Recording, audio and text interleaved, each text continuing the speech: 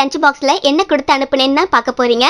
நிறைய தேங்காய் பால் நெய் எல்லாம் சேர்த்து நார்மலான தேங்காய் பால் ரைஸ் மாதிரி செய்யாம அதுல ரவுண்டா கட் பண்ண கேரட் சேர்த்து செஞ்சிருக்கேன். குழந்தைங்க எடுத்து சாப்பிட ரொம்ப டேஸ்டா இருக்கும். இல்ல உங்க வீட்டு குட்டி பசங்க ரொம்ப சின்ன பசங்க இப்படி எடுத்து சாப்பிட மாட்டாங்கன்னா பூவா துருவிட்டு சேர்த்துக்கங்க. அப்ப அந்த சாதத்து கூடவே மிக்ஸ் ஆகிரும், குழந்தைங்க அப்படியே எடுத்து சாப்பிட்டுருவாங்க. இந்த மாதிரி செய்யற கேரட் ரைஸ் எங்க வீட்டு குட்டி பசங்களுக்கு ரொம்ப பிடிக்கும். ஸோ அடிக்கடி இந்த மாதிரி நான் ட்ரை பண்ணுவேன். வச்சாச்சு. இதுக்கு காரசாரமான ஒரு சைடிஸ் அப்படின்னா உருளைக்கிழங்கு வறுவல் தான். நான்வெஜ் இல்லாம வெஜ்ஜில் செய்யறதா இருந்தா கண்டிப்பா உருளைக்கிழங்கு வறுவல் எல்லோருக்கும் பிடிக்கும். மிளகாய்த்தூள் மஞ்சள் தூள் உப்பு சேர்த்து தண்ணீர் சேர்க்காம ஆயிலேயே லேசா வேக வச்சு எடுத்திருக்கேன்.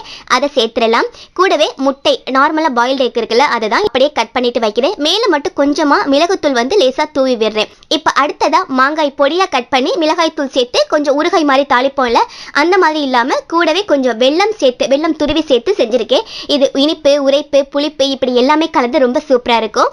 கூடவே திராட்சை கருப்பு திராட்சை கொஞ்சம் இருந்தது, ஸோ அதையும் நான் சேர்த்துறேன். சாப்பிட்ட பிறகு சாப்பிட்றதுக்கு ரொம்ப டேஸ்டா இருக்கும். இது பாருங்க ரொம்ப சூப்பரா ரொம்ப சிம்பிளா அதே நேரத்தில் கேரட் எல்லாம் சேர்த்து செஞ்சதால ரொம்ப ஹெல்த்தியாகவும் ஒரு லஞ்ச் பாக்ஸ் ஐடியா தான் நீங்க பார்த்துருக்கீங்க. இதே மாதிரி நான் செய்யற லஞ்ச் பாக்ஸ் ரெசிபிஸை அப்பப்போ உங்க கூட ஷேர் பண்ணிக்கிறேன். உங்களுக்கு ஒரு ஐடியா கிடைக்கும். மறக்காம இந்த கேரட் ரைஸை ட்ரை பண்ணி பாருங்க, குழந்தைங்களுக்கு ரொம்ப பிடிக்கும். தேங்க்யூ.